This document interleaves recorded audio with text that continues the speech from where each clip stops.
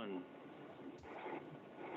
Good afternoon. This is a public hearing of the Chatham Conservation Commission being held on November 17th, 2021, in accordance with the Massachusetts Wetlands Protection Act and the Town of Chatham Wetlands Protection Bylaw and Regulations. My name is Bob Rawls, and I serve as the chair. Hearings are broadcast live on Channel 18 and also recorded for the on-demand archives available on the town's website. Please let me know if anyone else is recording this meeting. Today's hearing is being conducted via remote video conference, originally pursuant to the governor's emergency COVID order and now under an order allowing remote public meetings through April 1st, 2022. The agenda and copies of documents for review today are posted on the town's website. To all participants, after presentations by applicants and/or their representatives, I will normally ask for comments and questions from commissioners, then from any interested parties. Please remain muted unless you are speaking. If you're attending via phone, mute using *6 and use *6 again to unmute. If you're on the Teams platform, indicate that you wish to speak by using the raise hand feature. If you're attending by phone, please unmute with *6 and address the chair. When recognized, please identify yourself for the record. If you're not a commissioner and you are on the Teams platform, please keep your camera turned off unless you are speaking. The commission will vote on each matter by roll call so that we have a record of a quorum. I'll now ask each commissioner to indicate their presence. Vice Chair Bob Del Vecchio. Present. Janet Williams. Present. Karen Latin. Present. Terry Sullivan. Present. Mary Sullivan. Present. Associate Member Trina Francisconi. Present. Associate Member William Doherty. And William appears not to be here, and I am here, so we do have a quorum. Nikki Smith, Chatham's conservation agent, will lead us through today's agenda, including whether any items are being continued. We have no continuances that I know of. The first hearing is for a request for determination of applicability for 353 Bridge Street, Josephine Gleason, map 16B, parcel 24-21, septic upgrade, and Lynn Hamlin is here to speak regarding that one. Good afternoon. This is Lynn Hamlin. I'm just checking to see if you can hear me. Hear just fine. That's a good start. Hopefully this application isn't too much of a challenge for anybody. It's for a simple upgrade of a septic system as initiated by our proposed real estate transfer. Interestingly, the inspection actually passed the septic system, but because of its age from 1975, the health department or the director asked that it be upgraded. So this is an upgrade of that system. They're going to utilize the existing septic tank, which services the house. There's also an apartment with a bedroom above the garage, and they're using the ejector pump that's being currently used with that building. And it will be upgraded using Caltech units for the SAS. You get about 10 more feet away from the wetland. It's a BVW, very clear, very hard to get into, but very distinct edge once you've made your way through the thicket. And you get an increased vertical separation between the bottom of the SAS and groundwater. We have the standard conditions, or the standard recommendations to use a work limit line and to reseed the disturbed areas with a conservation mix underlain with loam. As the system's going over the existing system, there won't be any disturbance of native vegetation. It's going between the two buildings. They'll remove and dispose off site of the existing soil absorption system and tie the existing components into the new one. And I'll stop there and see if you have any questions. All right, thank you. I think I just have one, and I'll go ahead and ask, and that is that your narrative said that the existing septic is located sufficiently above groundwater, but on the plan notes, it indicated that you were seeking a health board variance for groundwater levels. Needs to be 5 feet, but it is at 4.1. So I just trying to sort out the difference between those two statements. I think that what Title V now requires for new construction is 5 feet, but 4 feet is generally considered acceptable for existing construction and for upgrades. It's a variance that's typically granted. Typically granted by Health the department. health department in Chatham. Okay. All right. Anyone else have any comments? Janet? I have a quick question for you. Is there any change in the location of the leach field from the existing one? If you can see the light rendered square underneath the darker one, oh, Nikki's good. That's the existing one, which is actually a minimum of about 67 feet from the edge of the wetland, and the new one. Okay, I see. You Yeah. see it? Yeah. Yeah, there's a existing line. oh, so it's coming back a little bit. True, yes. Okay. And it's just shaped differently. It's longer and narrower. Yes, it's 1975 thoughts of what was best to 2021 thoughts of what is best. And we'll change our mind, I'm sure, in another 30, 40, 50 years. As we should, as things evolve. And I take it you haven't had a decision yet from the Board of Health? No, you have to file with conservation first to make sure yeah. for mostly for the wetland line, so that the variance setback requests are correct. And these variance requests that you referenced in the notes, they're, as you said, are they all typically granted by the Board of Health? My experience, yes, because it's an existing site and you only can do the best you can do.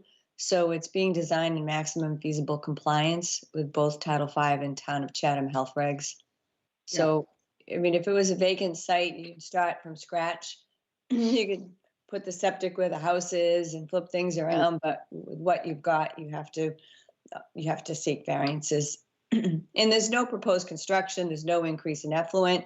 It's simply that they want to sell the property, and so the health department, correctly takes advantage of this opportunity to bring systems into a better state of technology. Mm-hmm. Yep. One last question. What does happen to the excavated material? Where does it go off-site for disposal? I don't know specifically. There's a few places it can go, but it has to be a legal place that takes storage deposits. Okay, thank you. That's it for me. Thanks. All right, thanks, Janet. Any other questions, comments from commissioners? Okay. Yes, this would seem to be a straightforward issue. Typically, as very often, we in the commission for projects like this don't have a whole lot to say. It's more of a health board issue and concern. So if there are no comments, I think, Bob, if you're on the phone, I guess, if you'd like to make a motion. Yes, I'd like to make a motion to give 353 Bridge Street, the septic upgrade, a negative determination. And Terry Sullivan seconds that. Thank you. Roll call vote. Bob? Aye. Janet? Aye. Karen? Aye. Terry? Aye. Mary? Aye. And I vote aye as well. Thank you very much. Thank you. Next up, we have another RDA for 126 Cross Street, John and Dorothy Evans, map 14D, parcel 53S19. And this is an addition to an existing dwelling.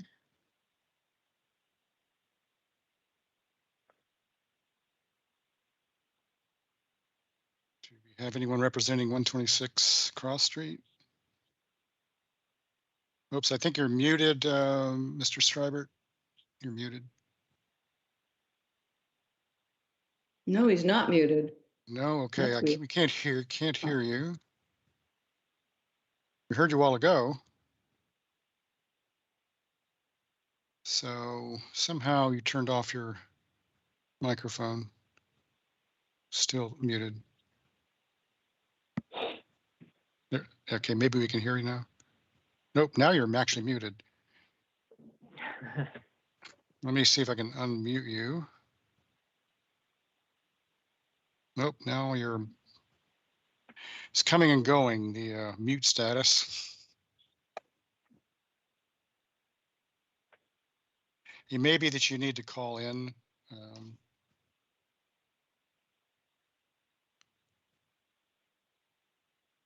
Still can't hear you. So if you could call in to, let's see, Nikki, can you yell out the number? Yes, if Should you hear wanted me to. now. Oh, Okay, sorry. now you got it. All right. Now you're, You keep getting you're going in and out of mute status, but is this all right? yeah, we can hear you right now. We can hear you now. Shake your head. You can hear me. Yes. Yep. I can't hear you. Oh. I suggest. What I did is unmute and mute and unmute it quickly, and Yeah. that got me. And I shut off my remote speaker. Since you can't hear us, you can't hear me. Suggest that you call in. Call I can using the telephone. You can. I can call in. I will reapply. Let me No, you don't need. hang up.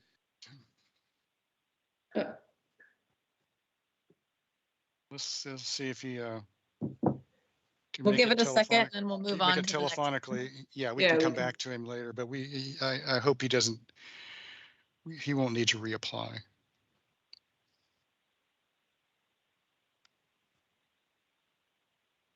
All right, for now, we'll move on to the next one. Yeah. So 48 Doan Road, Sundance Nominee Trust, map 15E, parcel D11, replace deck and existing footprint and install new concrete footings. Okay, Oh, he's I'm back. here. Oh, you're on. Can you hear us, Sam? Yes, I can hear you. Oh, okay, Everything's good. fine. All right, We we can can all- hear you. All right, All right, so go ahead. Do it We're while on you 126 still Cross can. we're back to, or no, we are on 126 Cross Street. Yeah. Yes. Okay. My name is Sam Stribert. I'm the architect on the original house. And since then, in the late 60s, 70s, we've been upgrading the house pursuant to their intention to live here longer during the year, if not permanently. And one of the problems with the house is that the bedrooms were made quite small to be a summer house, basically. And so they asked me to make it a little bit larger, and this is the way we are doing it. And you can see that it's only 60 square feet, or just under 60 square feet. And it's squarely in the back of the house, quite within the 100-foot, as you can see, a little bit of the 100-foot line going by. And if you saw the house, you could see where the 100-foot stake was. So the only vegetation that's there is lawn. There's no foundation planting right now, and then they don't intend to add any foundation planting, and they will just have the lawn come up to the house. And the roof drainage will continue as it does now into the ground and to area drains that are just to the side of the house. They're on the west side of the house that were put in originally with the house. Other than that, it's a one-story addition. There are plans in the packet that I sent that show a simple one-story framed addition matching the house in every detail. That's the back corner of the house. The elevations are in the packet. All right, thank you, Mr. Strode. Okay. I'll just open this up for questions. This seems like a fairly straightforward request, but let's see if I'm the only one who thinks that way. You can see My- there's a My tree only that question was was, not. yes, if does this tree have to be removed? Of course. They've already asked the landscaper to do it, and he's been overloaded. But that tree is not. That tree was from another event, and it's not necessarily as part of this project. Not part of this project, no. Okay. All right. All right. Was that your? Someone trying to speak? I guess not. Any other questions from commissioners? Nikki, did I you have a get your? question, Bob. Okay, Bob. I just wanted to know, I think it's a dogwood, if I recall correctly, by the house. Will that be repositioned or moved or replaced or? It's taken far out? enough away that the foundation overdig won't disturb it. Okay. And you say that the roof runoff is going into a dry well to the west of the building? That's correct. Okay, and that will remain? That will remain. Okay. No, I don't see anything other than that, but thank you. You're welcome. Thanks, Bob. Anyone else? So I think that's the only question. It would seem that we can pass a negative determination of this. I don't know whether we need any conditions on it, unless someone can think of any. Okay. So Bob, I think we're ready for a motion. Okay, I'd like to make a motion that we give a negative determination for 126 Cross Street. And Terry Sullivan seconds that. Roll call vote. Bob, Aye. Janet, Aye. Karen, Aye. Terry, Aye. Mary, Aye. and I vote aye, and that's passed. And thank you, Mr. Stribert. Thank you so much. Bye-bye. Next, we have another request for determination of applicability for 48 Doan Road, Sundance Nominee Trust, map 15E, parcel D11, replace deck and existing footprint and install new concrete footings.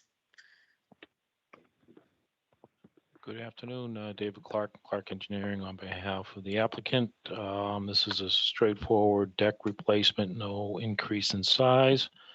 So it'll be within the exact same footprint. There is an addition proposed on the north side of the house, but that's outside the 100-foot buffer from the protected wetland.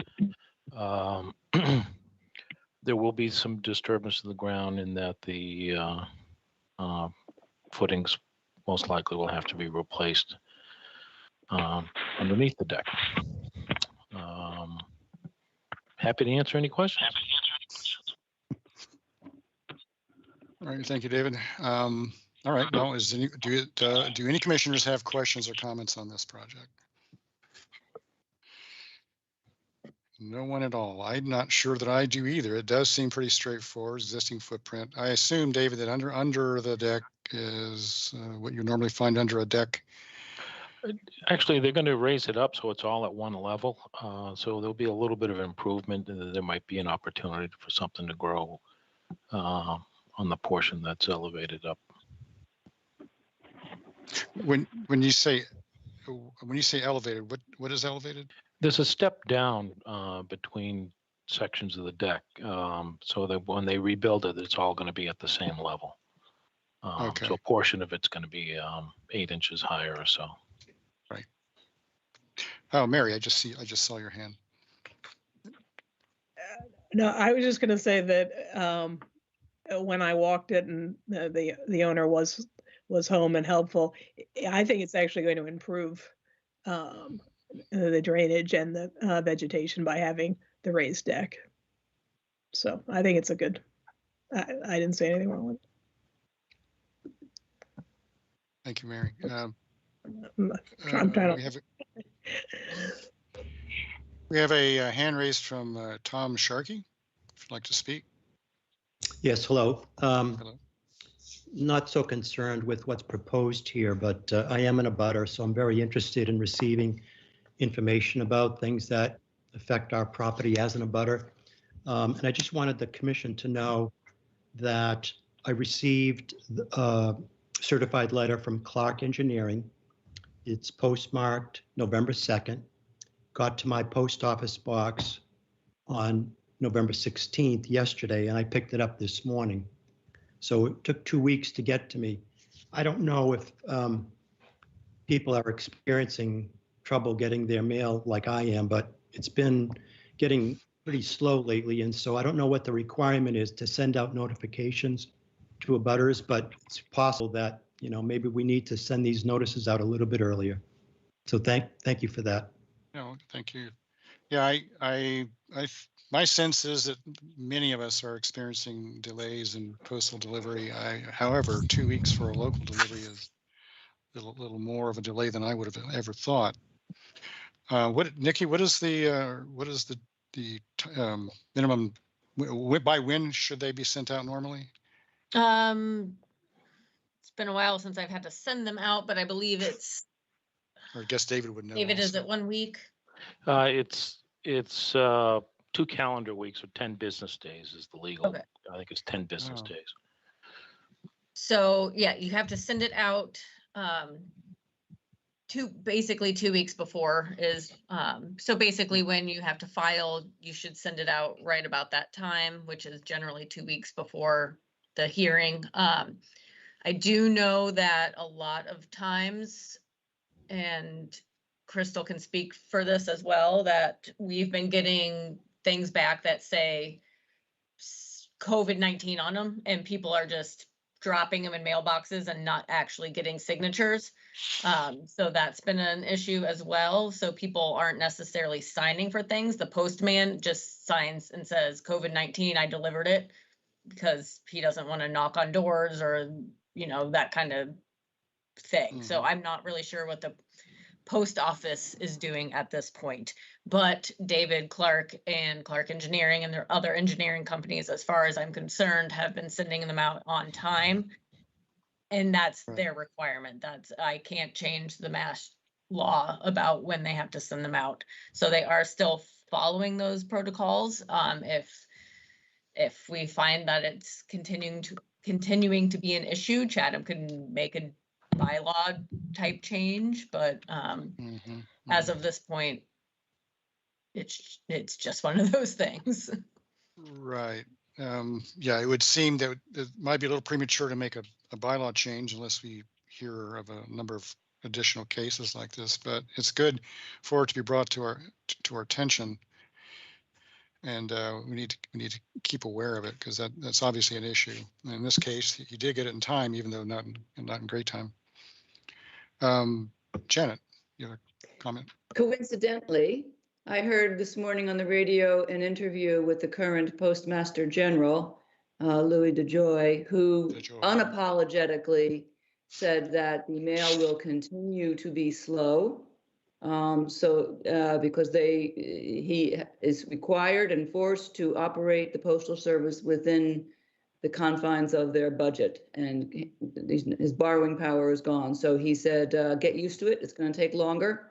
And that's the way it is. So we might want to think about backing up some of those dates if it's going to be that way for a while. It could be that this is the new normal. That's true, even after COVID, because of the budget situation with the post office. Yeah. I do suggest for anybody who does abut any properties that they are concerned about developing, whether it be zoning or conservation or whichever board, you can subscribe to the MyTownGov and get updates on agendas and everything. So that way you would get notified before you would probably get your abutter notification. And then that has his hand raised. Yes, Thad. Hi, Thad Eldridge. I happened to notice that the abutter said the date that those were sent out was on November 2nd, which was the filing deadline for this meeting. So I'm not sure how Mr. Clark could have sent out notifications prior to application. If you were to revise the notification timing, you'd have to revise the actual filing deadline. Filing deadline, yeah. Under the state, you have a couple of weeks to hear it once it's, I think it's 3 weeks you have to hear it once it's filed. Yep, good point. So not an easy thing to just change. I don't know of ways to mitigate it other than knocking on doors and handing them packets, which in some cases, maybe that would be a good idea, and just to make sure that they get at least to the directly abutting properties. Get the town to hire a process server. So normally there must be, there would have been a signature on these packets by the recipient, Nikki? Yes, I haven't seen well, first off, let me say that RDAs don't even actually under state law do not require that you mail or certify the abutters. That's a Chatham bylaw. So the state on the RDAs does not require that. So that's just an extra step that most communities I've seen do require that, but it is not a state law. But I have not seen any green cards come back for this. I imagine in the mailing packet that the slips are probably in there somewhere, but if he doesn't have any actual comments on the project, then I'm not too For concerned this, with this. it's moot for I think this particular project, but we don't want this to come bite us very often in the future. Have to do some thinking about that. Okay, so as far as this project is concerned, I haven't heard any concerns or any substantive concerns, and I have none as well. I just had a question, Bob. Bob, oh yeah, Bob. That's right. I'm not used to you being on the phone. I know. My computer's it's catching up on virus protection or something. I'm trying to figure it out right now. Okay, all right. But anyway, I had a question for David. The existing vegetation, David, the wisteria, the English ivy, and the lilac, that's all going to remain? Yeah, there's no landscaping changes proposed as part of this project. Yeah, I was just going to say, once the deck is removed, she's a very nice woman. I met her myself too. But if she's willing, once it's removed, that English ivy would be a nice thing to remove. But just a suggestion, that's all. Yeah, and I don't think that if they were proposing that would require a filing. I think resource area improvements are allowed under the regulations, so that's something they could probably just work out with Nikki if that's something they chose to do. Yeah, okay, good enough, thank you. You're welcome. So that's something I'll just put in as one of the conditions under the -3 spot, that you may remove English ivy from, trees and that kind of thing. Just with the clip, let it die, then pull it off type of method. Yeah, that's a good idea. Yep. Okay, I guess we're ready for a motion, Bob. I'd like to make a motion that we approve a negative determination for 48 Doan Road. Guess that'd be a -3, just to be a -3 determination, Bob? Correct. -3 determination. Yeah, okay.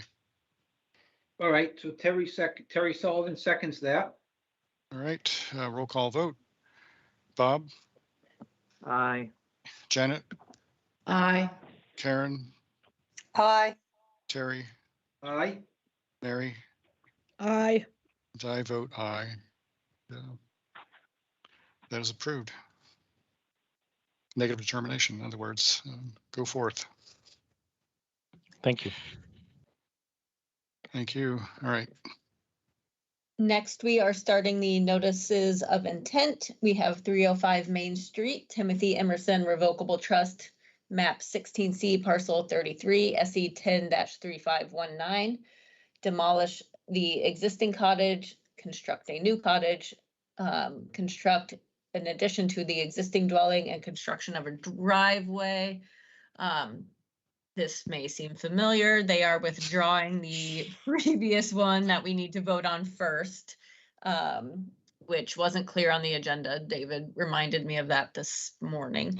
So they're withdrawing the previous one because between people going off the commission, Mary becoming a formal commissioner and everything, the quorum just wasn't working out. So to make it easy, they withdrew the old one and are resubmitting. As far as I can tell, everything's the same that we had basically more or less approved. But first, before we do anything, we need to vote to accept the withdrawal of the previous filing. And David Clark, I don't know if you have it on hand, what the previous SE number was, just for clarification. I can find it real quick here. Just give me a second.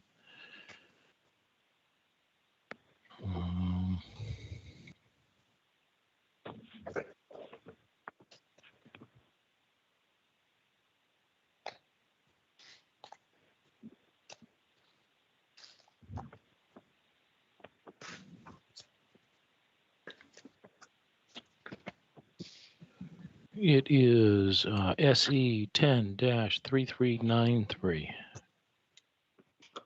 All right, so we would need a motion to accept a withdrawal of 3393, SE 10-3393. I'd like to make a motion that we accept the withdrawal of 305 Main Street, SD 10-3393. And Terry Sullivan seconds that. Thank you. Roll call vote. Bob, Aye. Janet, Aye. Karen, Aye. Terry, Aye. Mary, Aye. and I vote aye, and that is withdrawn. Thank you very much.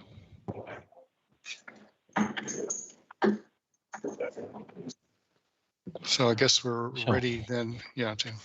I don't know if Nikki needs to read that, or was that part of her initial reading into the record opening the hearing? I think we're good to go. Okay, great, thank you. So for the newer members of the commission, we filed this, I think, 2 years ago this month, and we started off. It's quite similar to what you see now. So there is a cottage down on the lowest level of the yard at the end of the driveway that is in the floodplain, substantially in the floodplain, vertically speaking. And it's in dire need of repair to the point that the cost of the repairs would be significantly greater than 50% of the value of the structure. And under the building code, once you cross that threshold, the entire structure has to be brought up to code. And that's just not financially possible, given the state of the building. So the proposal is to demolish it and find a portion further upland, a portion of the property further upland where it could go. We initially tried to get it out of the floodplain 100%, but that required a variance from the setback to School Street. the Zoning Board of Appeals was not inclined to grant that relief. So we pushed the cottage a little bit further away, so it meets the setback, but that puts about half the cottage in the floodplain. It's a smaller cottage. The reconstruction affords a little bit different floor plan and a partial loft area that they almost get the same square footage. But as you can see, it's considerably further away from other resource areas, primarily an old cranberry bog that's kind of reverted to a salt marsh to the southwest of the property. So by moving the cottage further away, it gives us an opportunity to also move the driveway, which kind of hugs the Phragmites along the southerly property line, move that further away from the salt marsh. So at the end of the day, there's a significant improvement as far as what's in the buffer zone to the salt marsh. We're moving the cottage, we're moving a lot of the driveway further away. But there is a net increase in hardscape within the combined floodplain and no disturb zone. And that's primarily due to a second parking area that's off of School Street. Right now, there's just a one space parking area that is kind of shallow. So the tail end of a car is kind of hanging out on the apron to Cross Street. So, School Street. So the idea is to build a retaining wall and make two parking spaces up there. And then as you see on the plan, the lower parking area is getting shifted.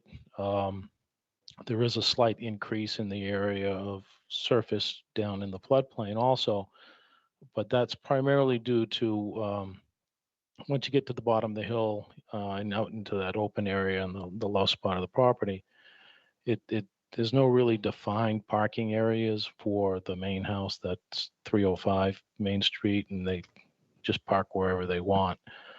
We thought it would be an appropriate time to define where people can park and create a gravel surface and allow the rest of the yard to kind of be protected from vehicle traffic. That's it in a nutshell. One of the reasons for the delay, 2-year delay, was they ran into trouble the first time through the zoning board, and we revised things that we think were okay with ZBA. And then the other problem was getting through the historic commission. I believe they finally got through the historic commission. So the last step is to go back to zoning board of appeals. For this proposal, it's significantly different than the first one they saw. I think we were also proposing the first time around is that southerly L off of 305 Main was going to be demolished and rebuilt. It is staying now as part of the process of going through the historic commission. And really the only addition to 305 now is a porch on the north side, street side of the house. And I think zoning board scheduled for December is my understanding. So I think we're on the home stretch of finish this thing up and hopefully get our permits in January sometime. Be happy to answer questions. Yeah, I wouldn't say that out loud, David. I know. Never say never.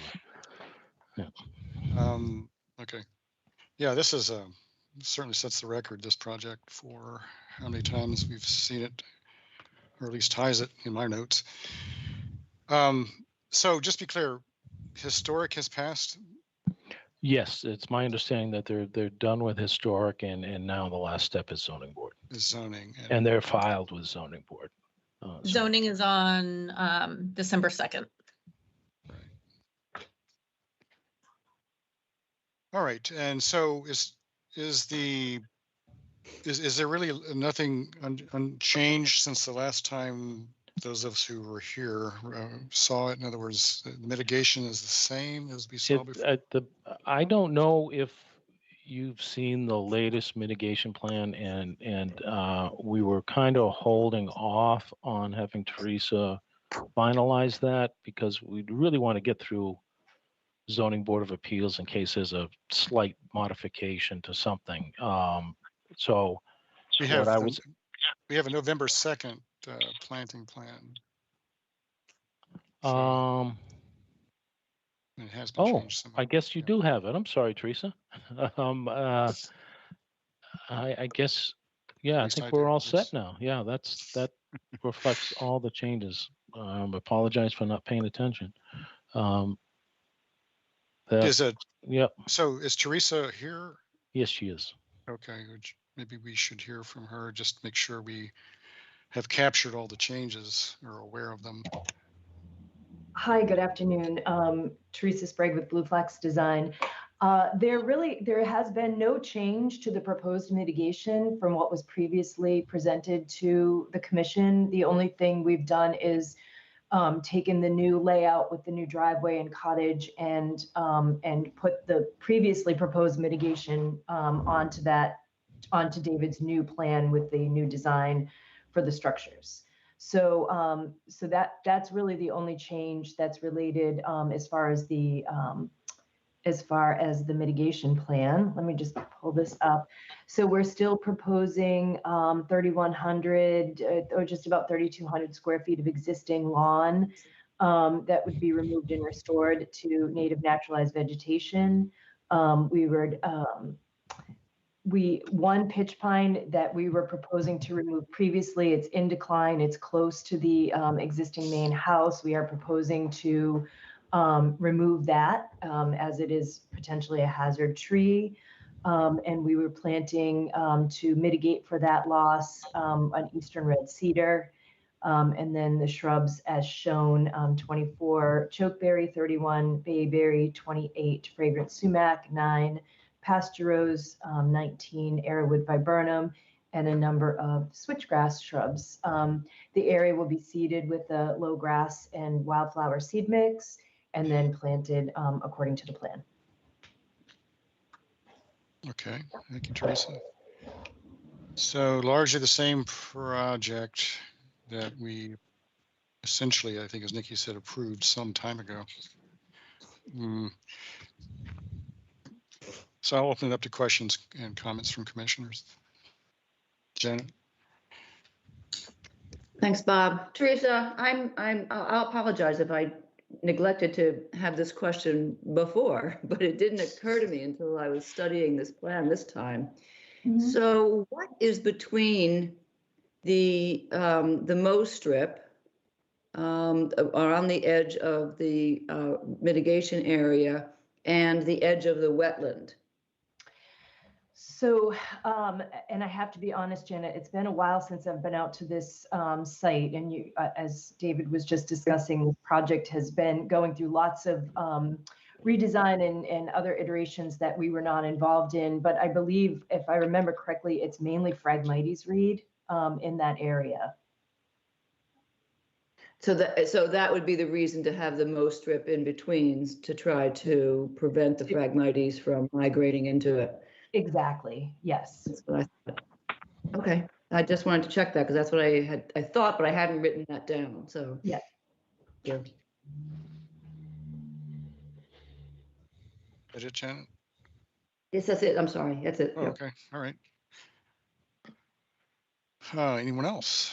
I don't Bob, see I a have a hand. question. Okay, go, Bob. Okay. Teresa, David mentioned the Phragmites along the driveway. Is that on the, that's on their property, correct? That's on the lot? It is. When in previous discussion, again, when we were first introduced to this project back in 2019 and meeting with the property owners at that time, they were not interested in undertaking a full-on invasive vegetation management project. So we moved towards providing mitigation in the form of removing existing lawn and not taking on a full invasive species management project at this time. There are a number of invasive plants on this property. but the property owners weren't interested in heading in that direction. Okay. And the lawn, that's going to remain a Cape Cod lawn, no irrigation? Correct. Yeah, Okay. it would be a fescue clover lawn. Fescue clover, good. Yep. Okay. I think that's all I had. I lived here in my younger days. You live in this house, Bob? Yeah. In this particular, oh, really? Winters, while I worked at Chatham Bars Inn, I was here in the winter. Anyway, okay, good enough. It sounds good. Thank you. Thanks, Bob. Actually, anyone else? I have one more question, but I'll wait for anybody else who has one to raise their hand or speak up. David, I guess I assume it's okay to construct the new cottage in the floodplain? It is in that it's a replacement of the existing cottage. So there is a provision in the zoning bylaw that says you can't construct a new single-family dwelling in the floodplain, but this is a replacement.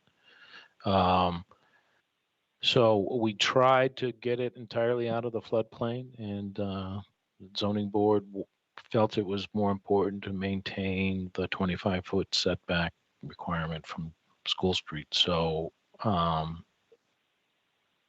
this is what we wound up with. So vertically, it's out of the floodplain, so it meets the building code and FEMA requirements. Oh, I see. Right. All right. So it can be replaced even if it's in a different place. Yes. Okay. All right. Well, then we don't seem to have much concern about it, just as we did a year or two ago. I know I don't. It seems to be straightforward. It's the changes that are being performed. I mean, the lot constrains the changes that they wish to perform pretty significantly. Mitigation seems adequate. Surely about the only place to put it. So hearing no more comments or questions, I think we're ready for a motion on this, Bob. Okay, and when is the work session date? December 1st. Okay. So I'd like to make a motion that we send 305 Main Street to the work session on December 1st, 2021 for an order of conditions. And Terry Sullivan seconds that. Thank you. Roll call vote, Bob. Aye. Janet. Aye. Karen. Aye. Terry. Aye. Mary. Aye. And I vote aye. And good luck to you, David and Teresa. Thank you very much.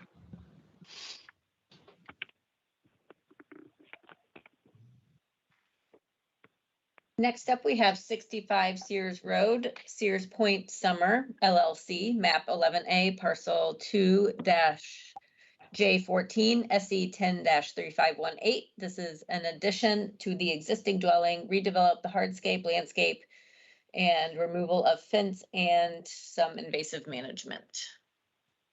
And this is Good a afternoon. Thad and Wilkinson thing. Good afternoon, Thad Eldridge here. I see that Seth has chimed in. I'll quickly go through the project.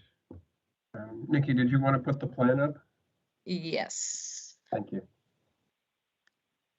So as Nikki mentioned to the notice, we're proposing to construct an addition to the home. It's greater than 50 feet from the resource areas. And to start off with the property, you can see it's a rather large property. Most of it is wet. There's a chain link fence with barbed wire that encompasses quite a bit of it. There's a driveway that goes through. I hope everybody enjoyed the drive through the wetland. You know, I always do when I go out here. The developable part of the property is at a bluff overlooking Stage Harbor. And if you can go to sheet 2.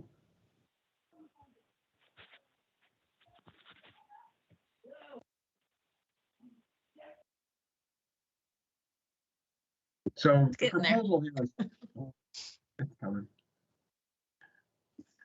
The overall proposal here is to make everything better. Yes, they're expanding the building. They're pulling the patio away from the top of the coastal bank. They're pulling the driveway away from the BVW and the top of the coastal bank. They are, that driveway, the grading is going to change a little bit just to make an easier entrance into the home. It will still be a pervious material. The patio will be a stone that is dry laid and is allowed to be pervious. A few odds and ends like the relocation of the propane tank, oil fill pipes. The existing irrigation well, they would like to recover that, and they'd like to continue to irrigate their lawn. There's also the land management portion of it. The irrigation well will play well into that, so that they'll be able to water their plants for the requisite time.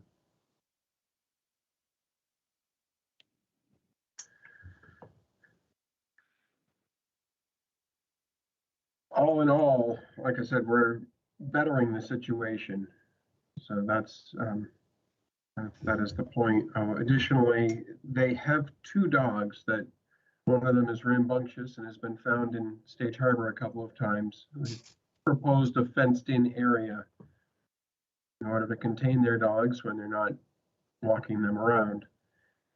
And just to share, their dogs are used to having a several acre enclosure in Ohio where these folks spend their winters. So the purpose of that fenced-in area is specifically for the dogs. And I can let Seth get into his magic.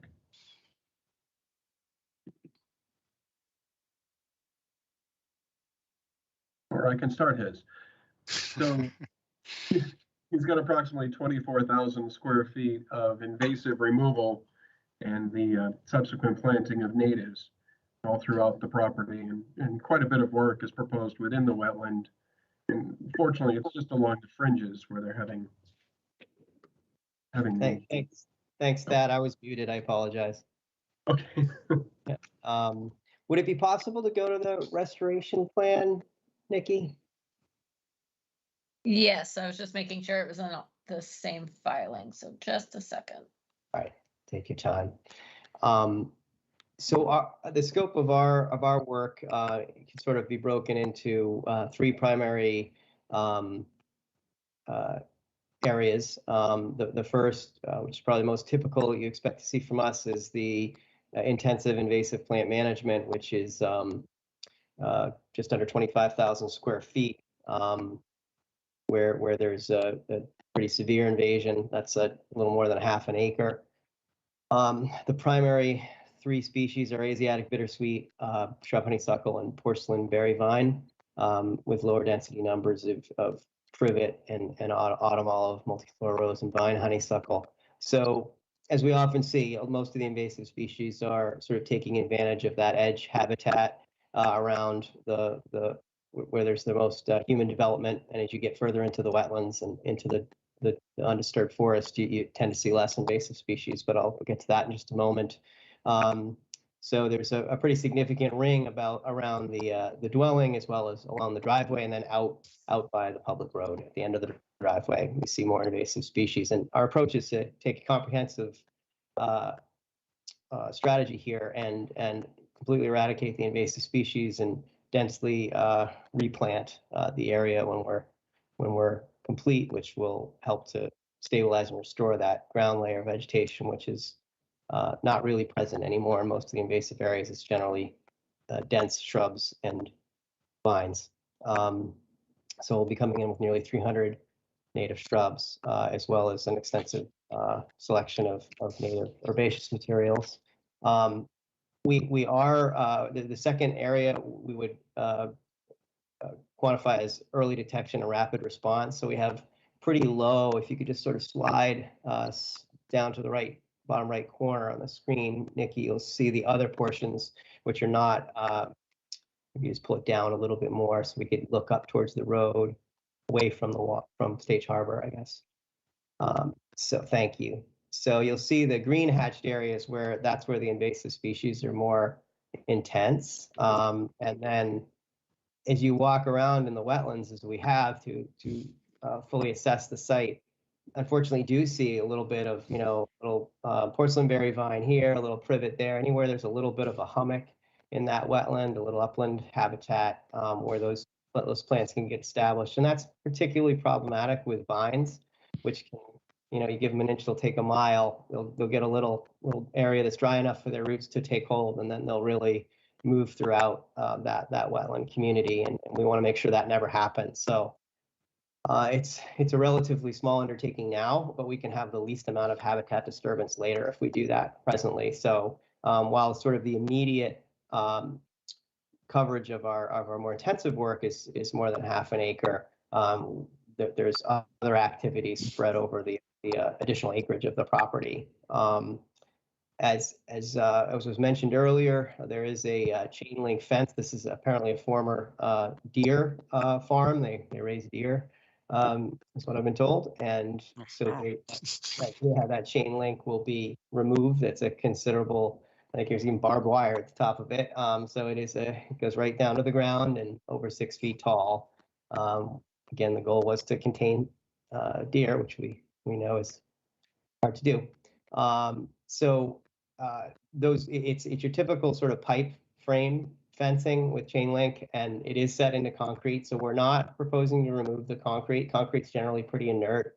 And the last thing we want to do is start creating disturbances in a wetland when there are invasive species in the area, especially right along the property lines where we don't have 100% control. So we thought the most inert thing was to just flush cut the steel pipe at the concrete just below the surface so we don't disturb the ground. And then remove all that fencing, get that out of the wetland. It's primarily within wetland. And I think that's, we don't see that very often, fortunately, but I think, that's arguably one of the biggest improvements we can make to wildlife habitat on this site. And that's sort of the third primary role here. It's a fairly overwhelming percentage of mitigation. As Thad covered earlier, this is a pretty light lift as far as what's being asked for on the development side. And we're happy to be able to provide such extensive mitigation, partner with these owners who are very environmentally minded, know their plants, and his family has lived here a long time. So they've seen the changes to the landscape. So it's very, very exciting project. If it's not too much trouble, Nikki, could you just go to the diagram? It's just like in the first and second page of the land management plan. I just, you probably saw it, but it's, we're not able to talk about this at a landscape level, but it occurred to us when we were in the planning phase. We have done a lot of work in this part of town, and this is as much for you all as to explain the project, but we hope you're as proud as we are to the acres and acres of habitat restoration we've been able to put together in this part of town. This is what really matters to wildlife, is having these large, interconnected, restored habitats, upland, wetland, and this represents well over a decade of work. And this only includes our firm's inventory, because there's not really a official listing of improved habitats. So there may be other firms that have even added to this, but this is what we've done over the years. And so it's really the darkest color is. It represents the subject parcel, and both to the east and the west, there's extensive habitat connections of projects that are either underway or are completed in the restoration. So I wanted to sort of close with that because it's a little bit unique. Happy to answer questions. All right, thank you, Seth. Yeah, there are a lot of aspects to this project, so I think it's going to take a moment for us to hit upon them all. Certainly, the amount of mitigation is notable, and that's certainly not up for debate. I have a number of questions. I just want to get a couple out of the way. I think others might benefit from your answer. And Thad, I'm actually more talking now to Thad about the site plan itself. I just want to be clear about the fact you were talking about 340 square feet removed from the NDZ. I just want you to sort of walk us through or highlight what that represents? Because it wasn't entirely clear to me. Sure, if we could go to the sheet 2 and the left-hand panel.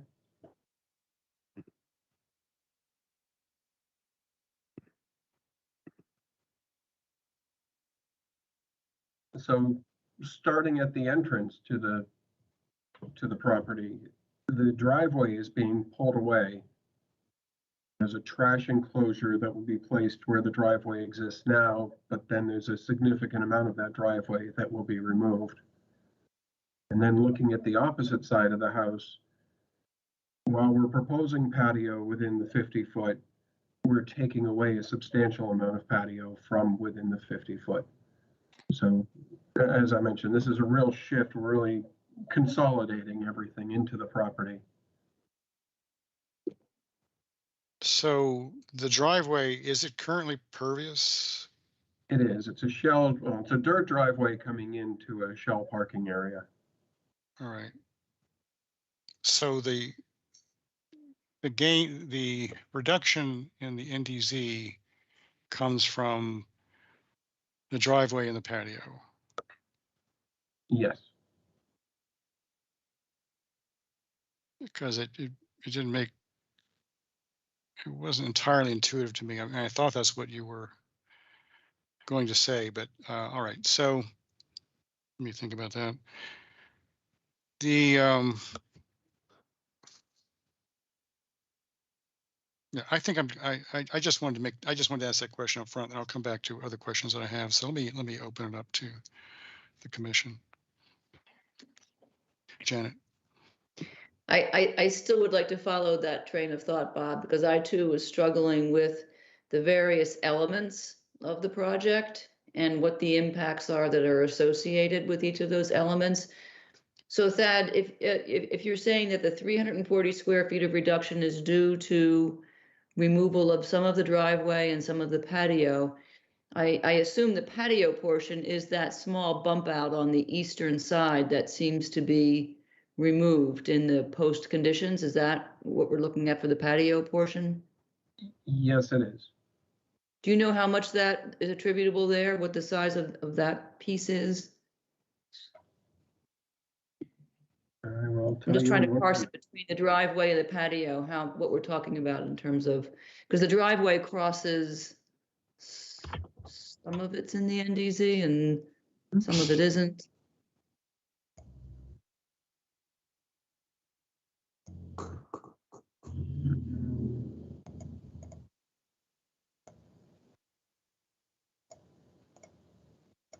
Yeah. And to me, it looks roughly the same. But it's just a different shape. And I apologize, but every time I try to zoom in on these site plans, it crashes my computer. Oh. Oh. So if you look at the screen, the new one is right here, so it's basically the same almost in the NDZ, and then this is all coming out. Right. So that's part of that 340 reduction. Right. Yes. Yep. And then then the it's other, increasing a little bit in the 50 to 100, but yep. And the same with the driveway, I think it seems to be, but I'm not, when I look at the difference between the current conditions and post conditions on the driveway, it's hard to say because the shape is somewhat different. on the driveway, yeah. Yeah. When I tried to zoom in, well, I was doing it on my iPad, it just kept crashing it. It's because you have so much data on these sheets that. It's the colors that really add everything. Is that, yeah. Yeah, Well, Nikki, I see. I have the same. I had the same reaction, Jen. I'm just having a hard time visually figuring out where the reduction's coming from. I sort of see it, but then I can't really see it. Yep, I'm just Anyway, trying. Yeah, it's just important for the findings to make sure that we make the proper, have the right numbers in there. Well, an unrelated question is the new dog fence. What is it? what is the material, what is it made of, and whatever it's, what's the size? I had a few conversations with a client about that one, realizing that generally you want fencing that will allow for the passage of wildlife, but she has dogs that she doesn't want to be able to pass through the fence. So she is looking for probably a split rail fence with some sort of mesh to keep the dogs from escaping. Okay. But not a solid structure, not like a stockade fence or anything like that. No. Be as minimal as possible, but it would represent a hindrance to wildlife to that area. We were Well- hoping it would be good because we are removing 750 linear feet of fencing elsewhere. I'll just note on that point that while the environmentalist in me applauds the removal of that I've looked at that chain link fence for years. I will just also note that the several times that my dog has escaped and bolted into that wetland, it was that chain link fence that prevented her from going any further and allowed me to catch her. So I have to restrain her more when it comes out, because I've learned to count on that fence to keep her back. You're not making the case that the fence should remain though, right, Janet? Only to help me keep, and in fact, it was Seth, it was your workers who were working on the property next door that actually helped me corral her. So thanks. I know that Tucker and Michael are planning on spending more time here, and you know, if they're here, their dogs will be here, and hopefully, I've always found the best way to catch a dog is with another dog. So they'll have some buddies that'll. Perfect. Just let them out and we'll go after them. There's a reference to oil fill pipes. What are those? Those are on the building near the front door. They have an oil tank in the basement, and when they So they're expand the an oil entrance, tank as well as a propane tank. yes, the propane tank specifically for the generator and the oil tank is for the heat. Gotcha.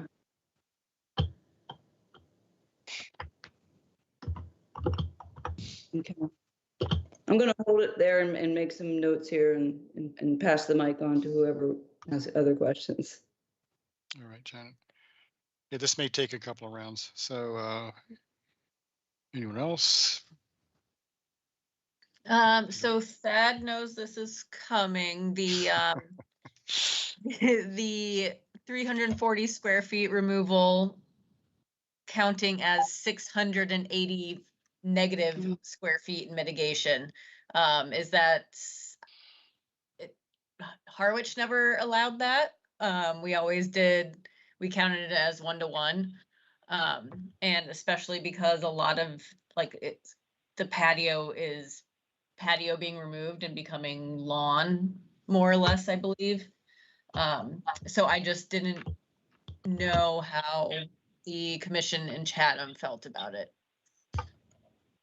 Good This question, isn't Nikki. necessarily against this project because of all the mitigation that is being done, but just, do we want to count that as 2-to-1? Negative mitigation needed. I think this is not the first time in my recollection that Thad has made a proposal like that. It is not. It is not. And I followed up with a number of, Conversation before. but I followed up with a number of other plans, and I've seen the same 2-to-1 applied. With You mean Other other plans other than ones that you submitted? correct. Yeah, so it's interesting, Nikki, that you say that.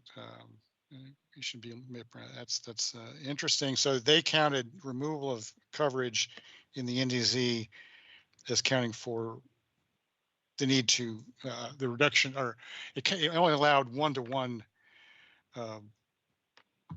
reduction in the need for mitigation, even though it was in the NDZ. Am I saying that right? I already explained how I'm not feeling particularly lucid today. Right. So I will clarify. So for example, the patios in the driveway are being removed by 340 square feet. So they say there's 340 square feet that don't need to be mitigated for the addition. But then they're also adding, because that removal was in the no disturb zone where we would require 2-to-1 mitigation, they're saying, so now we don't need to do 680 square feet of mitigation. I see where they're coming from, because if we require 2-to-1, then they would say, well, we're removing, so that's negative 2-to-1, if you will. So I see what they're saying, but if it's just gonna be lawn for patio, someone's back feeding, just a second. If it's just gonna be lawn for patio, then there's not any benefit to removing the patio, in my opinion. So in my opinion, it's 0 to 0, basically. If you remove the patio and are just having lawn, there's no difference to me. I consider that still disturbed area. If it was removing it and adding some vegetation, there would be a benefit. So I'm not sure how you all have viewed this in the past. Well, I don't know if we don't, to my knowledge, and maybe you can fill in, Janet, have anything formally written down in terms of Chatham procedures, guidelines, or whatever that address the issue. But we have sort of gone along with it. And even though I think in this particular case, I understand why you're focusing on it for sure. If it were being replaced by mitigation rather than lawn, it would be a little easier to swallow. I do agree with that. So in my opinion, I would say it's 1-to-1. So I would add the extra 340 in plantings to get rid of lawn. That's where I would lean.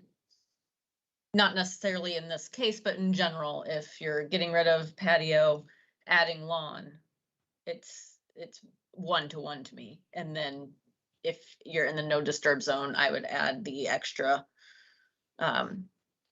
ratio to get rid of lawn, especially, I mean, honestly, and especially in this case, because there's plenty of lawn to get rid of. There And is. could I be so bold as to ask, could we have it in writing? Have what in writing? How you This would is- like the calculations done? Yeah, no, Um, I think this would be a good time to do that, but that means we would have to either modify our existing mitigation guidelines or create them. Yeah, and that's not something we can do instantly, but yes, I think we should have that in writing. I'm not sure if we'll have it in writing in time for this particular project. No, and that's fine. As many of you know, I've been before this commission and been part of this for longer than any of the commissioners. And I've seen a number of policy changes with the same regulation since 2004, 2005.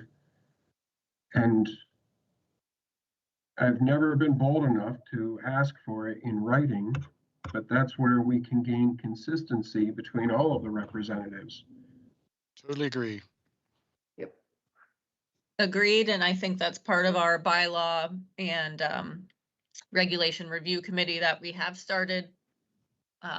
So we're getting there, Thad, I promise. You're in luck, Thad. There's a group actually working on things like this. And I would just add, as Nikki noted, because of the extensive mitigation being offered here, I think, we don't need to, push this on this particular project. Maybe, a finding of how you view it is the most appropriate way for you to determine that after the hearing's closed. But I think we're okay either way with regard to the overall project. True, because I would there's a massive amount of mitigation and restoration occurring. Quite true. And if I could jump in right now, I've calculated the areas and I can go over those. Oh, yeah. Yes. So the removal of driveway on the west side of the driveway coming in within the 0 to 50 is 15 square feet. The removal of the driveway on the east side coming in is 464 square feet. The additional driveway coming in is 273. The trash refuse area is 57. And then I put down a 21 for something, and I'm not sure where that came from. And then in the back, there was a 202 of the removal of the patio. Do you still get the same numbers now that you, Well, and to share, I round everything to the nearest 10 square feet. So yes, once I round everything, I do.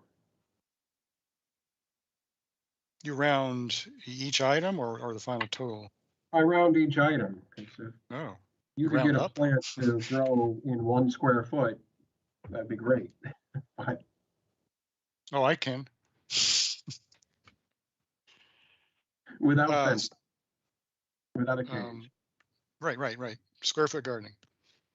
It's when we're looking at all these numbers, if you were to go 100 feet and be off by an inch, there's a square foot. So it always needs, the correct significant figure should be a little less than the nearest square foot.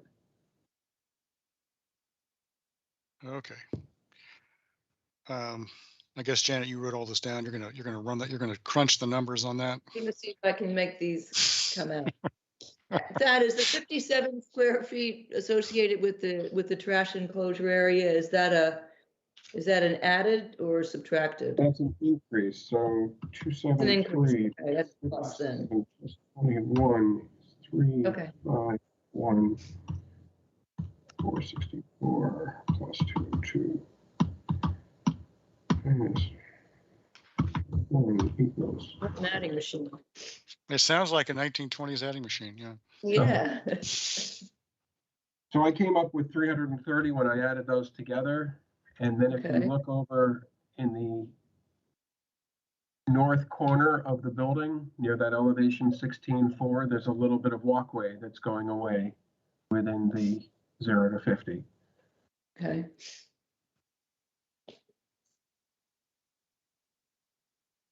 All All right. right. So this is in the big scheme of things, this is small ball in terms of the actual number of square feet, but it's good to have it right.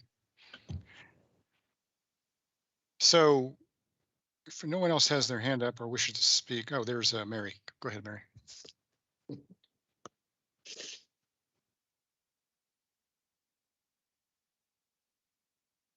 Hello, Mary. Sorry, I forgot to take off Okay, mute. got it. Just a quick question on the dog fence. Did they specify, is there a specification anywhere of what the fencing material is going to be? And I guess alternatively, did they consider at all an invisible fence or other way of keeping their dogs? They're not fans of the invisible fence. Okay. As I mentioned, their dogs have free range over several acres in Ohio. So this is a definite reduction for their summer home.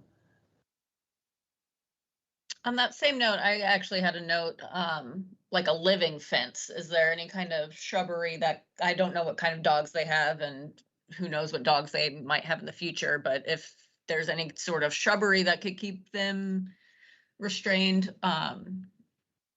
if that was something that was looked into. You certainly can. Dogs, and they're big like golden retrievers. I don't know. I don't know how helpful that is, but I can volunteer that. As far as planting, the challenge with a living fence is really the timing. You can't really plant it dense enough to retain the animals. In my experience, if you plant it that tight, the plants won't thrive and will eventually die because they'll just be too close together. And they tend to be, unfortunately, the more like privet would make a good living fence, but it's wouldn't be my choice, certainly in the NDZ. So not impossible. I mean, I have seen programs where you start with a structural fencing, let the shrubs grow out over a usually 3 to 5 year period, and then remove the structural portions, at which point they're dense enough that they'll hold some dogs. It's sort of a question of, how badly do they want to get out. They do have those pretty powerful paws and good digging. That is fair. My neighbors have Goldens. The living fence works for them. My German Shepherds bust through their living fence all the time. So just wanted to get your opinion. Yeah. All right, is that all, Mary? Thanks. Oh. Thank you. All right, Janet, I guess you're ready to come back? I'm ready to come back now that I've gotten all of those figures and I'm still working on them. I did notice that in your analyses, there are no performance standards listed for the auras, for the NDZ or the outer aura. So can you, unless I've missed it, and thank you for color coding it because that makes it a lot easier to look, but I didn't see them anywhere.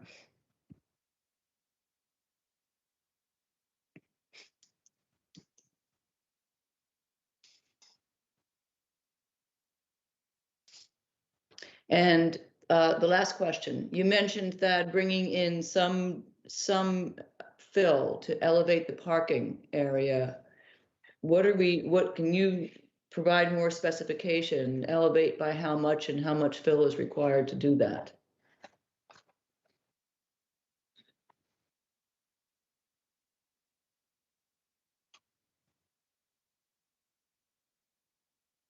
Did we lose that? I don't know. No, I Sitting didn't. here. I mean, there we are. Okay. There you are. We Did you would hear be- Jenna's? Yeah, yes, I did. Thank you. We would likely be using the material from the excavation for it, where the addition is going.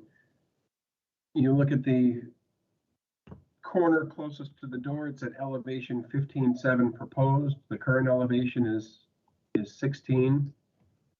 And then it's flattening it out, taking out that wall that's in the middle, which, by the way, there's more concrete in that wall than in most revetments.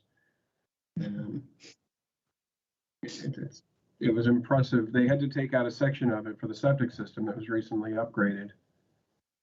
So it's really just smoothing that out from the step at the bottom of the door to the driveway Okay. itself. No additional fill. Calculation of a yardage. Okay. No additional fill needs to be brought on site then. I wouldn't expect it. Okay. And did you hear my observation about performance standards for the aura?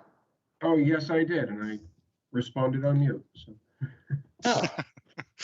I will very happily add those. Thank you. That's all I have.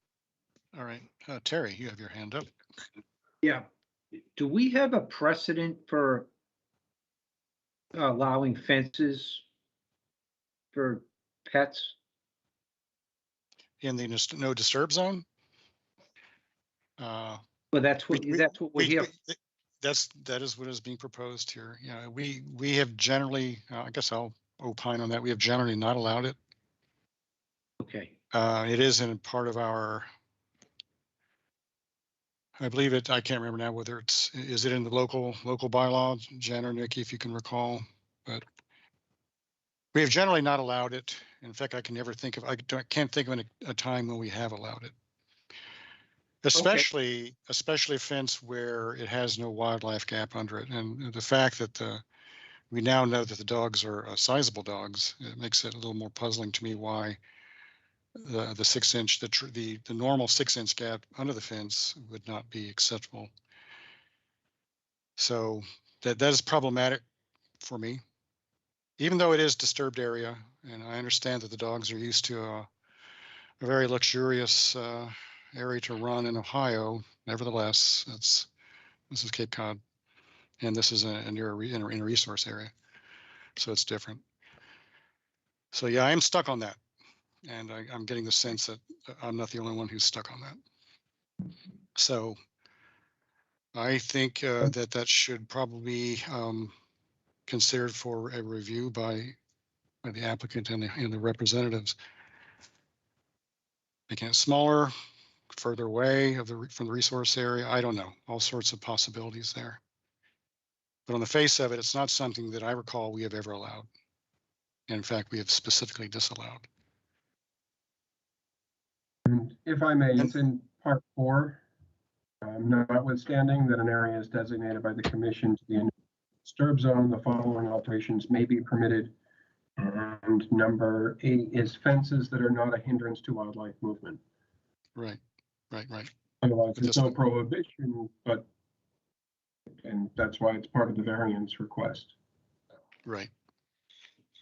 But it would, by definition, in this case, prevent wildlife movement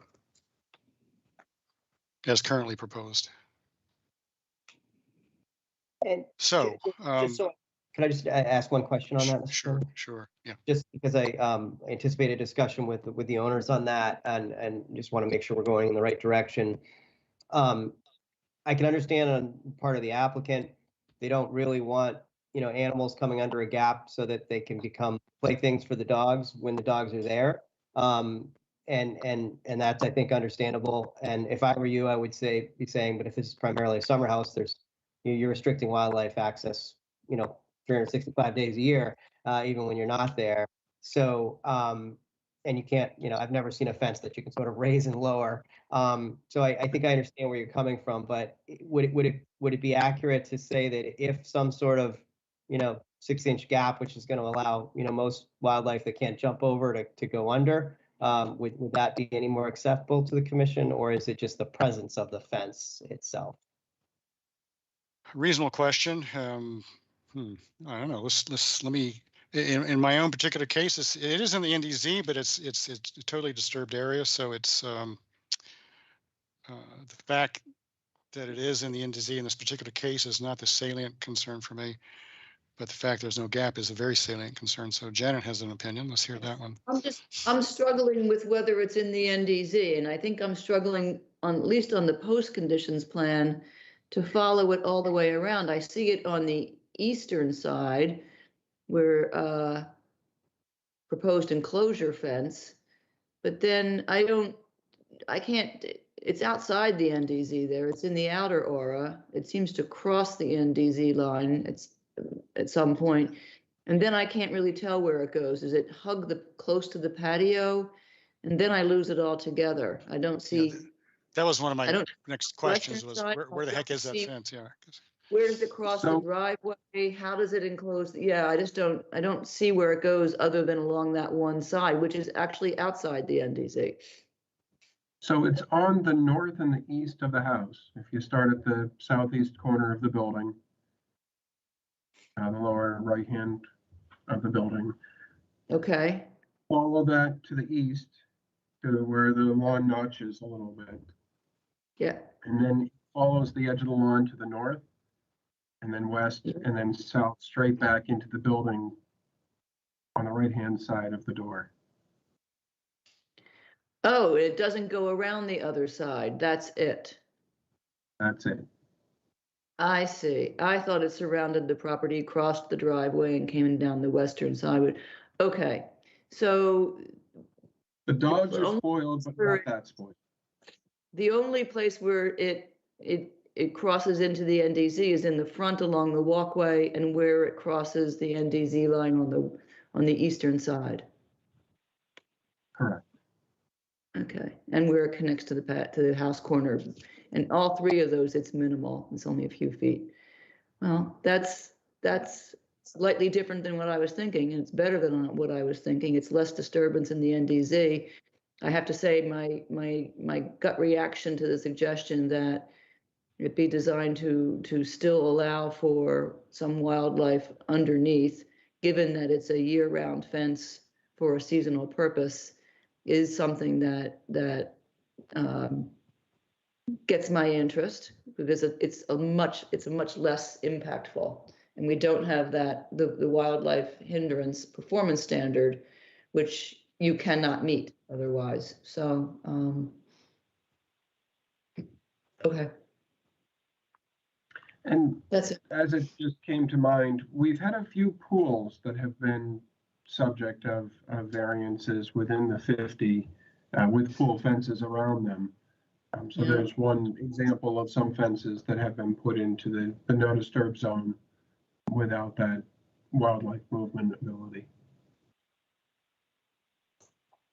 Well, to be fair, that every site is evaluated on its own, and it just so happens that the the wildlife movement issue is much much clearer and more important on this site than it is on something on a much more disturbed roadway with a pool. This is Oh, I as understand. Seth pointed out, an important wildlife movement area. So that's hence it's getting more attention and concern that it might otherwise have deserved. Oh, and the other ones have gotten attention and concern as well. I just was That's true. thinking Yeah. fences. Yep. Fences are difficult, no doubt. That's all Bob, I have a have. Thank- question. Bob, is that you? Yeah, I was just gonna Okay. say, you know, Go ahead. the fencing around the pool is a safety concern too, from people, you know, young children coming into the area. Right. But, There have been I cases gotta- where there have been cases where insurance companies, for example, have insisted on either an auto cover or fence, and then for some reason only the fence would do. And so it might be it's a different scenario. Yeah, I got a question for Seth as well.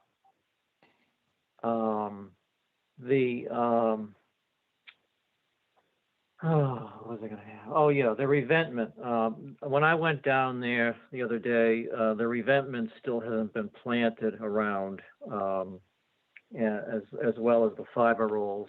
Coastal is planning to do that as well. Do you still? Yes, so the revetment was constructed by a different contractor. We're actually presently putting the fiber roll extension on there.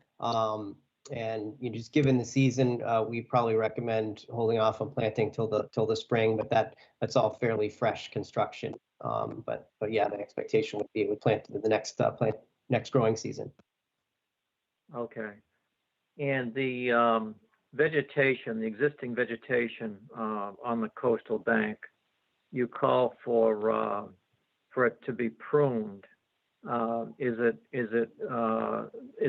planting, the plants that are there, do they grow too high? Is that why they have to be pruned for a view? I believe there was a prior permission that addressed the views, but given the historic pruning here, we're just talking about pruning for health. So that's generally structural integrity of the plants to address some of the prior cultural practices, which may have been more for view and less for the health. So, you know, we are proposing to remove all the invasive species off the coastal bank, which you probably noticed are fairly extensive. There's a lot more shrub honeysuckle over in that part of the property. So that would be selectively removed. Good amount of plantings proposed in there. And then we're just proposing to restoratively prune or pruning for health. Okay. And one last question, the chain link fence that's going to be removed, and you say you're going to flush cut the posts against the concrete. How will that be done? Just like a battery powered Sawzall. reciprocating sawzall type. Okay, and there won't be any jagged edges that wildlife will get injured on? No, we can be sure. We've got battery powered grinders as well, that we can, if there is, you know, a sharp edge, sometimes when you cut metal, you can dull that and round it over. Could it be buried by chance? We're limited to sort of hand tools. We don't want to bring equipment all the way in there. Yeah, but could it be buried? Is it low enough to be buried, or well, probably not? Yeah, I mean, I think in some instances it could be, yes. We just want to really keep because we do have invasive, plant populations in the immediate vicinity. Just don't want to give any opportunities for them for a soil disturbance, as we know that's a big vector of how they get a foothold in these sites. So that'll be sort of our primaries. We don't want to create opportunities for the invasive species, but we're not going to leave any safety hazards for wildlife or people. Okay.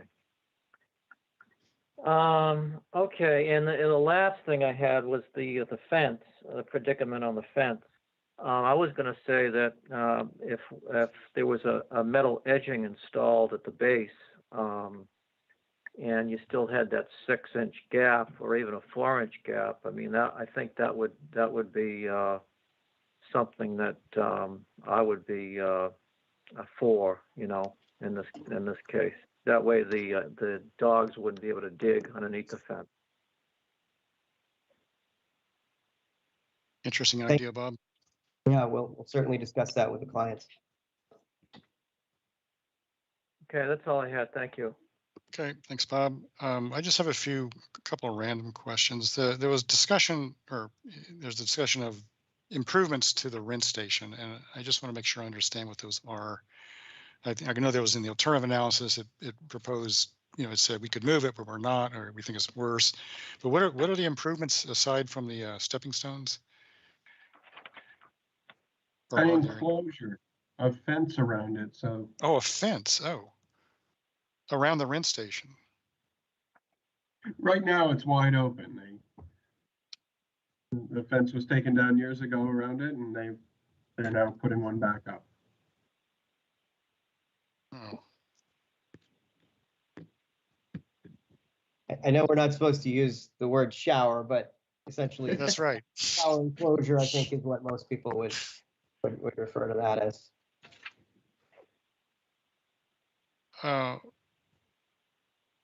Okay, what kind of fence? That I'm not sure if I am getting it. I mean, it would be the standard enclosure fence, 6 or There's a 7 feet high. privacy fence for the rinse station. I mean, there isn't one there now. Is that the idea? Correct. Oh, okay. Correct. The fence that was around it was down. lost years ago, and it's just wide open. I got it. All right. Also, on your site plan, you have a site plan. It is labeled as such, but it looks to me like it is an existing conditions plan, and then below that there are 2 side-by-side plans, which is referred to as a site plan, and one is post conditions. And I'm not sure if those are all of them are properly labeled. So you might want to just take a look at that since. So the first page, we'll change that to existing conditions. Thank you. Right. All right. So. Hold on, what's the one on the left and on the bottom there? Yeah, I'm still confused. So that is the site plan. That's the existing conditions with the proposed improvements overlaid over it. And then the one on the right is the post conditions with none of the existing conditions to be removed depicted. Okay. Yeah, couldn't figure that one out. And let's see if I have anything else. I know we spent a lot of time here, and Seth, we haven't asked you many questions because I'm guessing that no one has any issue with your side of the project. It certainly looks like it's going to be a great benefit. Thank you. I'm not offended by the lack of questions. Good. It's always a good thing, actually. You know that. And I did. All right. Go ahead. No, I was just saying I was asked one question, so that's good there. You were, just be polite. We asked you one.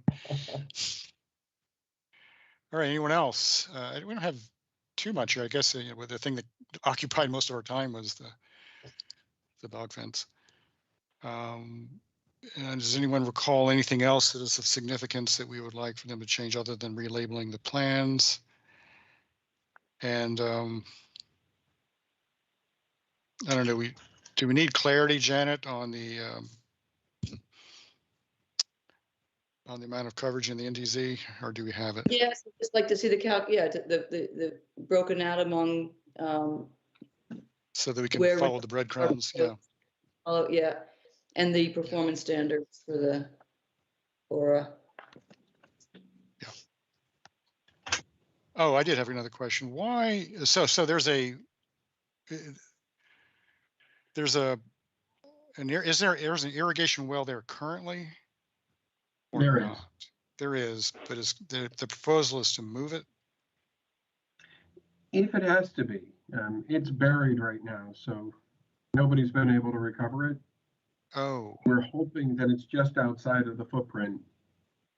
But if they're digging and they come across an irrigation well, then they'd like to put a new irrigation well in. to make it live again. And because the question that occurred to me was, if it isn't a Cape Cod lawn, why do you, is that what it's for, is to irrigate a Cape Cod lawn? Yes. Because I would make the case, I guess, my naive stance would be that if you have a Cape Cod lawn, the whole point of it is to not require irrigation. I mean, that's almost what defines a Cape Cod lawn, is that it can live on its own through Cape Cod summers without any sort of help. It goes dormant.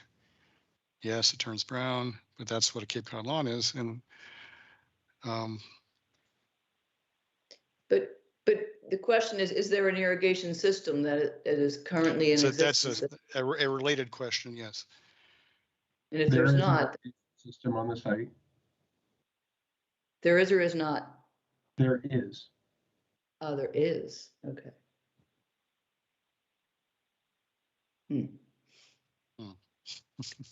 I guess I would just add that I have seen some folks that, I think there are different variations of Cape Cod lawns. And in my mind, it's, I'm looking for a handful of species. And, some folks will provide just enough water through the summer, and particularly when they have dogs running around, just to keep it alive, which is a lot less than like a Kentucky blue stem sod lawn water needs, but just to maintain its green. And others, maybe they're the purists, like me, just let it turn yellow.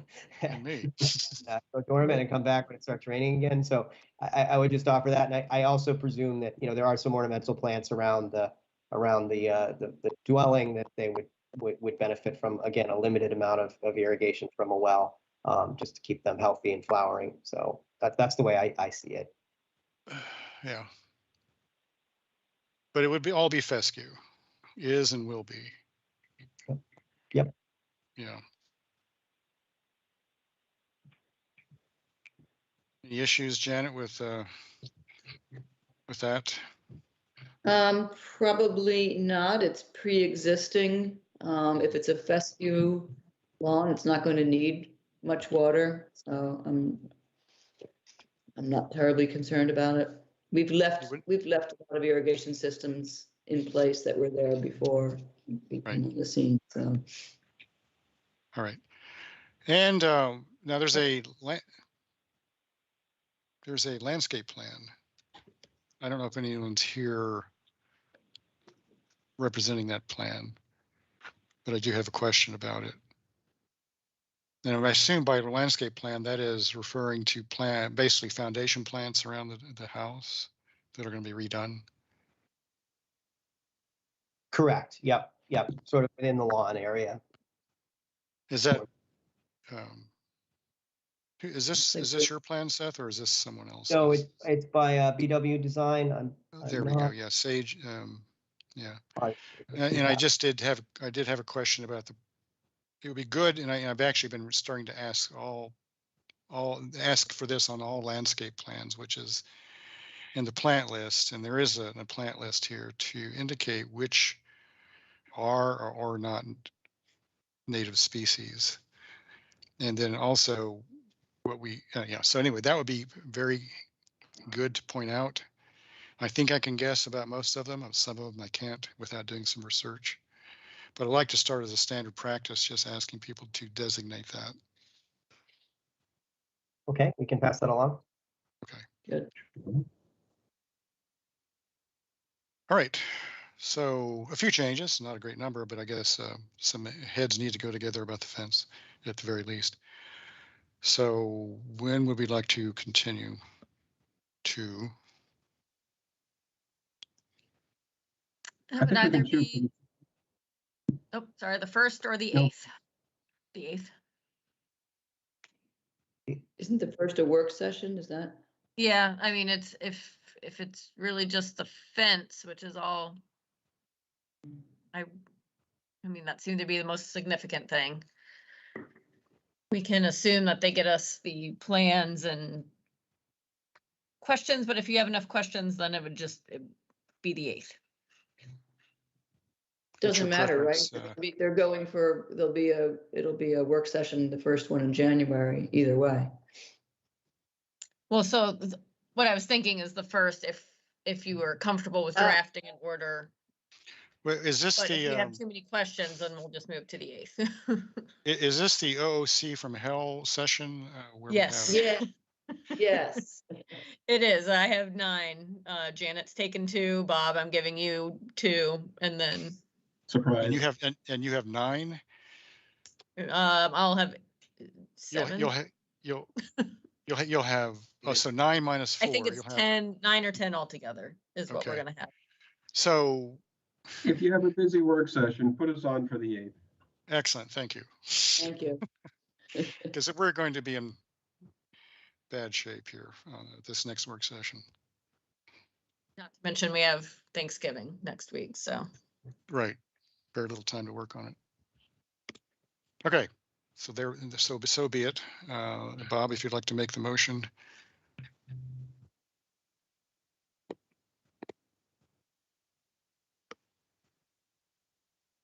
Is he muted? I don't know.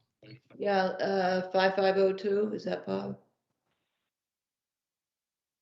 Well, I can make. Here we someone go else can- again, I'm sorry. There he There he is. is. He's got it. Okay, here we go. So, I'd like to make a motion that we continue 65 Sears Road to December 8th, 2021. And Terry Sullivan seconds that. Roll call vote, Bob, Aye. Janet, Aye. Karen, Aye. Terry, Aye. Mary, Aye.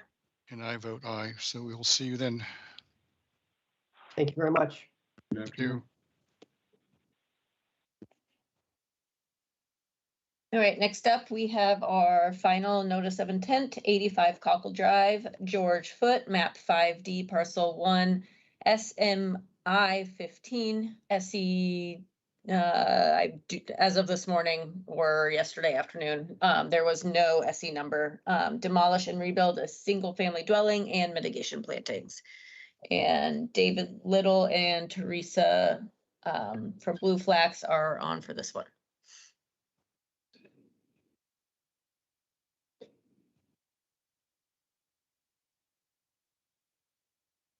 Teresa or David? Sure, I can start. Sorry, I'm not sure Okay. where David is. But basically, I think the changes that were requested mainly pertain to the mitigation, proposed mitigation. We should have received a plan and that shows some additional mitigation. Let me just, organize myself. I thought David would be speaking first. In the form of additional removal of the existing lawn within the 50-foot buffer zone. So we're proposing to remove an additional 1,430 square feet of lawn in the 50-foot buffer zone and plant that area with native grasses, wildflowers, so a low meadow mix, along with a number of bayberry shrubs. In addition to that, we were able to fit in 2 more eastern red cedars in the mitigation area. So we've got a total of 12 trees. We are still proposing to remove 13 pitch pines from the area where the retaining wall is going to be built. So there'll be 13 pitch pines, 7 oak trees to be removed from that area. The 7 oak trees are all very small caliber. They're less than 6-inch caliber trees. The pitch pines, however, are larger trees in that area. So we're mitigating that with 12 total trees, including eastern red cedar and Amelanchier canadensis. In addition to that, we've increased the number of shrubs from 74 to 80. So what we have for mitigation for the proposed increase in structure, which is approximately 382 square feet, we have 2,173 square feet of lawn within the 50-foot buffer, almost directly abutting the salt marsh. That's going to be removed and planted with native shrubs. We have approximately 1,539 square feet of invasive species management, and light replanting, where the rest of the areas will be allowed to revegetate with existing native vegetation. And 830 square feet of planting on top of the proposed retaining walls for the structure. So we're looking at 80 shrubs, 12 trees, and the removal of all of the lawn from within the 50-foot buffer zone. So a completely naturally vegetated 50-foot buffer to the salt marsh. So happy to answer any questions about what we've proposed for mitigation for the increase in structure within the 50-foot buffer. Thank you, Teresa. And just do we have any, there were no changes from David's part? Is that perhaps why he's? There were no changes to the structure at all. So really all of the changes pertain to the proposed mitigation. Okay. So that may be why he's not in attendance. I'm not Right. sure. He didn't think he needed to be. That's fine. I just called him. He will be on in 2 seconds. His Okay. All right. he said, "Oh crap, skip me," and I said, "You're last." Okay. So he'll be on in just a moment. So yeah, so I'm happy to answer. And I feel confident that he answered the questions regarding the necessity of the wall on the southwest corner, and then the proposed increase in structure within the 50. I think it was really just a matter of the mitigation that was being proposed. Yeah, I think the only thing he needed to talk about too much was the pervious driveway, the stone trench drainage thing. So Correct. Right. That is correct. I know he came up with another solution for managing the water runoff from the driveway. So I'm sure he will be discussing that also. Well, why don't we I think we can talk about your stuff while we wait for David. And you've done, you have done, I think, with on the side a lot at this size. To my eyes, pretty much what you can do in terms of mitigating for the removal of those pines. I don't know where we are in terms of biomass, but there's not much else. There's not much space left, I think, for you to have inserted more natives. But let's see if anybody else sees it, has a different slant on it. Let's just open it up on the mitigation plan itself while we wait for David. No questions from anyone. Okay. David, you succeeded there. I have a Okay, question, David. Bob. Okay, Bob. All set for me? Yeah, David, we're just talking about the mitigation plan while we were waiting for you, but we'll go ahead and we'll come back to you. thank you for your patience. I just had a question. Teresa, you say within the 50, it's all going to be a meadow besides the trees and shrubs? That's correct. So the area will be planted. You can see where the color coding is a little bit off because there's some overlap, but there's an area that you can see that's a more tan color. That's the additional 1,430 square feet of existing lawn that we're proposing to remove and restore with native grasses and wildflowers, and then plant bayberry shrubs in naturalized clusters throughout that area so that there is some woody vegetation that's transitioning into the thick woody vegetated buffer that you see as we head further east. The area that's in green has existing native vegetation mixed with invasive vegetation in this darker green area right along the edge of the salt marsh. So We'll be removing the invasive vegetation, and the southern part we're at about 10% cover. And in the northern part, we're a little bit heavier cover at 20 to up to 30% cover. So we're proposing some additional bayberry to support the bayberry that's located just off property at the edge of the salt marsh. And then there's also some existing baccaris that we know will very quickly revegetate these areas. Okay, so to the west of the house, that's going to be meadow as well? So I'm sorry, so that to the west of the house, forgive me for saying that, to the west of the house, I should say in the 50-foot buffer to the east of the house next to the salt marsh. To the west of the house, there's an existing Cape Cod lawn area. That's where the family does have, they've got these large trees. There's a large cherry, a white pine, a couple of white pines along the western property boundary, sort of near the septic area. And then the rest of that is sort of a Cape Cod lawn that would just remain in the exact condition it is currently. Okay. So it's really below the coastal bank then, it's going to be the additional meadow. Yes, thank you. That's correct. I misspoke. Okay, terrific. And is the top of the coastal bank going to have demarcation? We can certainly do that. I just wanted to leave enough room for the property owners to have some access and circulation for maintenance purposes below the deck. As David pointed out, I think at the last hearing, on the eastern side of the property, all of the gathering and foot traffic recreation will be taking place on the deck, the expanded deck.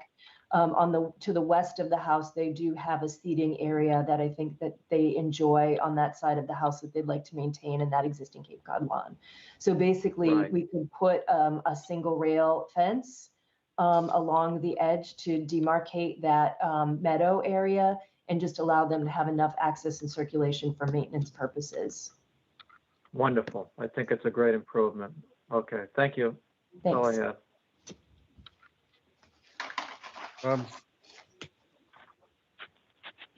No, I see no other hands, and I've already expressed my opinion on the changes, which are all positive. So David, do you have something that you would like to say?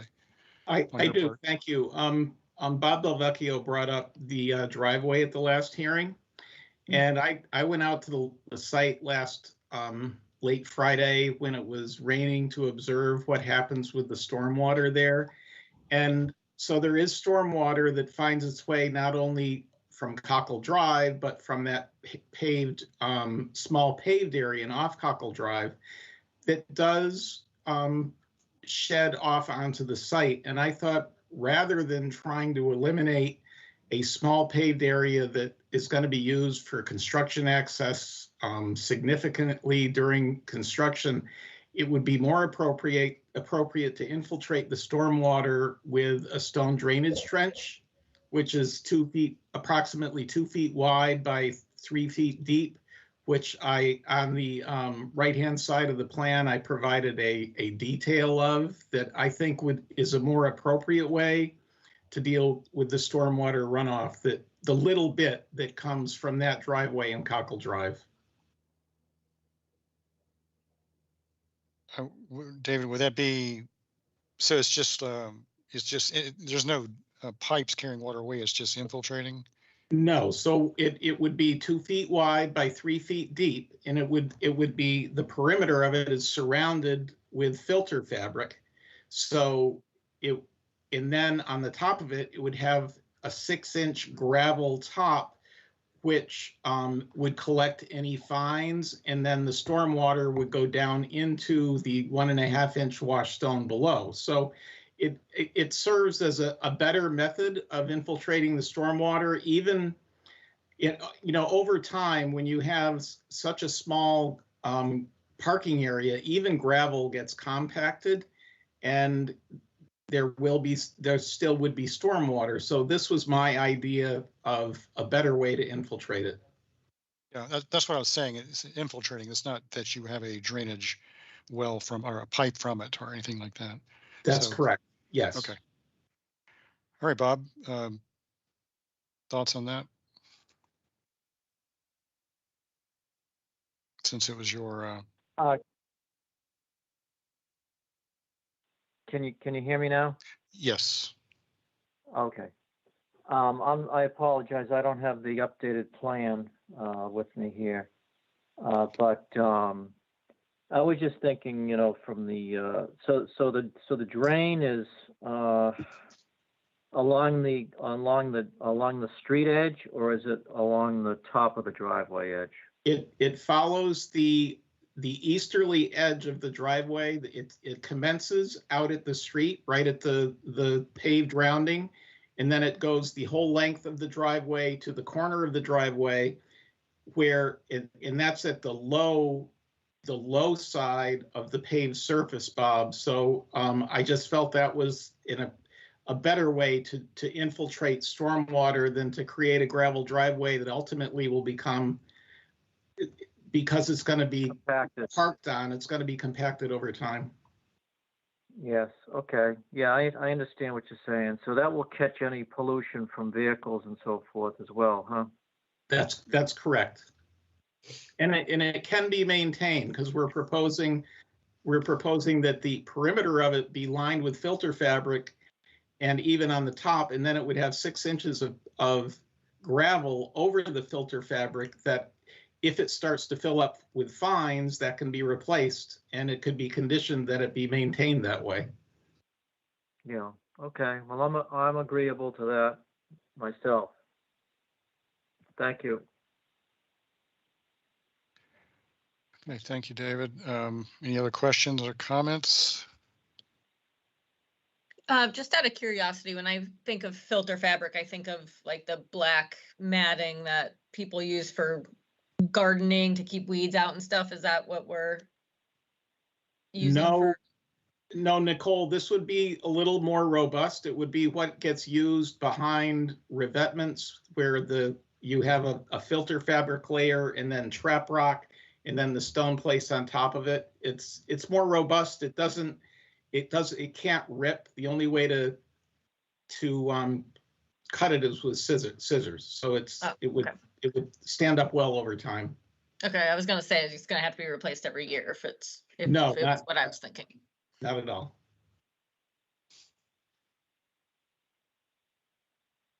All right. So I think that the questions from last time have been addressed.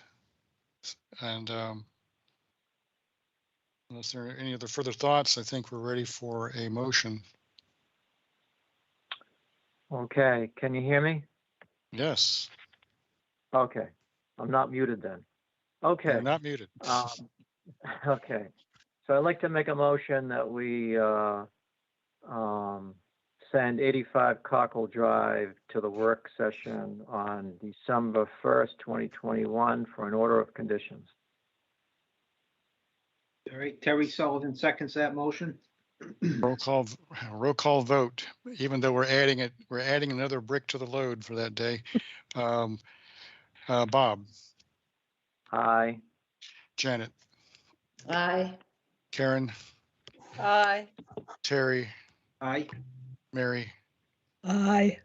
And I vote aye. Thank you, David, Teresa. Thank you. Thank you.